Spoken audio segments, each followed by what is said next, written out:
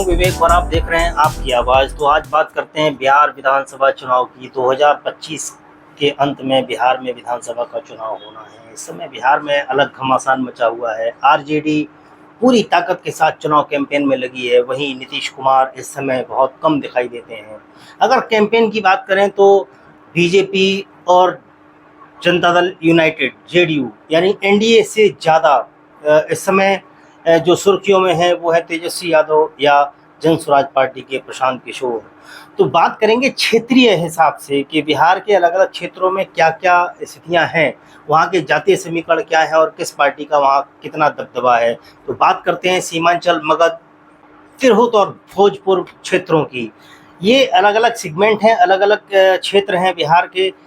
इनमें जाति समीकरण अलग अलग है और पार्टियों का बोलबाला भी अलग अलग है। तो समझते हैं कि आखिर सीमांचल की स्थिति क्या है, सीमांचल में किस पार्टी का दबदबा है, जातिगत समीकरण क्या है, वहाँ 2020 में क्या स्थिति रही थी और 2025 में जब चुनाव होगा तो स्थिति क्या होगी।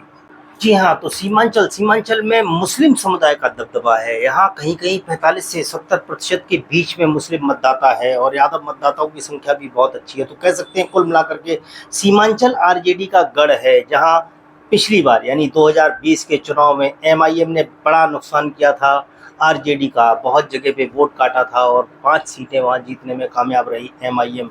मुस्लिम वोट को उन्होंने काटा था, क्योंकि मुस्लिम वोट इतना है सीमांचल में कई सीटों पर जो अकेले जीत और हार का रुख तय करने में सक्षम है।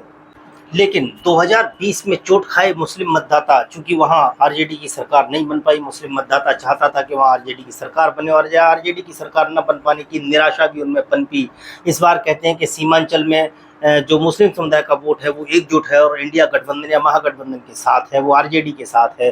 गुंजाइश बहुत कम है कि पिछली तरह की गलतियां इस बार मुस्लिम समुदाय का वोट करेगा, वो एक मुस्त आरजेडी की तरफ जाएगा, ऐसी संभावनाएं व्यक्त की जा रही हैं। अगर ऐसा हुआ तो कई सीटों पर आरजेडी मजबूत होगी और सीमांचल में पहले से ज़्यादा सीटें आरजेडी को मिल सकती हैं।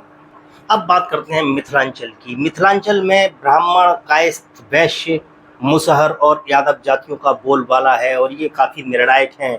यहाँ बीजेपी, जेडीयू और आरजेडी दोनों का यानी इंडिया गठबंधन और महागठबंधन दोनों का बराबर दबदबा है। पिछली बार 50-50% सीटें दोनों ने जीती थी। आधी आधी सीटें मिथिलांचल में जीतने में कामयाब रहे, चूँकि मुसहर वोट भले ही वहाँ जीतनराम मांझी का अपना प्रभाव हो, लेकिन मुसहर वोट और ख़ासतौर से और दलित वोट लालू प्रसाद यादव के सामाजिक समीकरण की वजह से उनके साथ रहता है।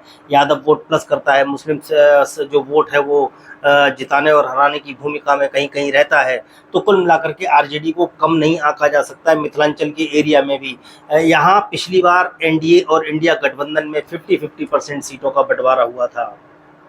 अब बात करते हैं मगध क्षेत्र की। मगध क्षेत्र में ओबीसी, दलित, महादलित वोट काफ़ी प्रभावी होते हैं और इस क्षेत्र में बीजेपी का दबदबा थोड़ा कम है, लेकिन चूँकि कुर्मी वोट भी यहाँ बहुत निर्णायक है, इसलिए नीतीश कुमार फैक्टर बहुत काम करता है। यहाँ की जो सीटें हैं वो जेडीयू और आरजेडी के बीच में बढ़ती हैं। आरजेडी में चूँकि दलित और जो मुस्लिम समुदाय का वोट है वो आरजेडी को सपोर्ट करता है। इस बार देखना होगा पसमानदा मुस्लिम, चूँकि कुछ वोट नीतीश कुमार के फेवर में भी जाता है, क्या इस बार पसमानदा मुस्लिम फिर से बीजेपी के साथ जाएगा, क्योंकि वक्फ बोर्ड बिल जो था वो बड़ी एक चर्चा का विषय बना बिहार में और तमाम मुस्लिम समुदाय के लोग, चूँकि इस मगध क्षेत्र से आने वाले तमाम नेताओं ने इस्तीफा भी दिया, मुस्लिम नेता जो जेडीयू के साथ जुड़े थे, और कहते हैं कि जेडीयू को मुस्लिम वोटों का एक हिस्सा जाता रहा है। इस बार क्या वो नाराज होकर के आरजेडी की तरफ जाएगा? अगर ऐसा होता है तो निश्चित रूप से महागठबंधन को मगध में जो पिछली बार बढ़त हासिल नहीं हुई थी, वो पिछड़ गए थे, इस बार बढ़त लेने में क्या कामयाब होंगे, ये बहुत कुछ निर्भर करेगा पसमानदा वोटों से। और महादलित वोटों का जो मिलन होगा या कॉम्बिनेशन बनेगा, उससे मगध क्षेत्र में बहुत कुछ तय होने वाला है कि आने वाली सरकार में मगध का रोल क्या होगा, क्योंकि मगध का बहुत महत्वपूर्ण रोल होता है। यहाँ बीजेपी बहुत ज़्यादा प्रभावी नहीं है, कह सकते हैं लड़ाई सीधी सीधी जेडीयू और आरजेडी के बीच में है। पिछली बार जेडीयू ने बाजी मारी थी, लेकिन इस बार क्या जेडीयू बाजी मार पाएगा, ये आने वाला वक्त बताएगा। अब चौथा क्षेत्र है भोजपुर शाहाबाद क्षेत्र। यहाँ राजपूत समुदाय का बड़ा दबदबा है, ब्राह्मण समुदाय का वोट भी यहाँ पर है, कुर्मी भी यहाँ अपनी पैठ रखते हैं। कुल मिलाकर के कह सकते हैं कि बीजेपी का स्ट्रॉन्ग होल्ड क्षेत्र है, जहाँ बीजेपी और आरजेडी के बीच में लड़ाई होती है। सवर्ण वोट जो है वो बीजेपी के पक्ष में जाता है, खासतौर से राजपूत और ब्राह्मण वोट जो है बीजेपी के फेवर में जाता है। वहीं जो दलित वोट है और यादव और ईबीसी का वोट आरजेडी को जाता है। तो यहाँ आरजेडी और बीजेपी में बराबर की टक्कर रहती है।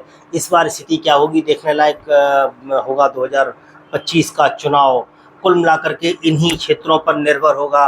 विधानसभा का स्वरूप आने वाले विधानसभा चुनाव में किसकी होगी सरकार, क्या नीतीश कुमार दोबारा सरकार बनाने में सक्षम हो गया। अस्वस्थता का हवाला देकर के अगर एनडीए को बहुमत मिलता है तो नीतीश कुमार को रिप्लेस किया जा सकता है। अगर एनडीए को बहुमत नहीं मिलता है, तेजस्वी यादव क्या जो करिश्मा पिछली बार नहीं कर पाए थे इस बार दोहरा पाएंगे, आने वाला वक्त बताएगा। आज के लिए इतना ही, फिर मिलेंगे अगले कार्यक्रम में। तब तक के लिए मुझे दीजिए, नमस्कार।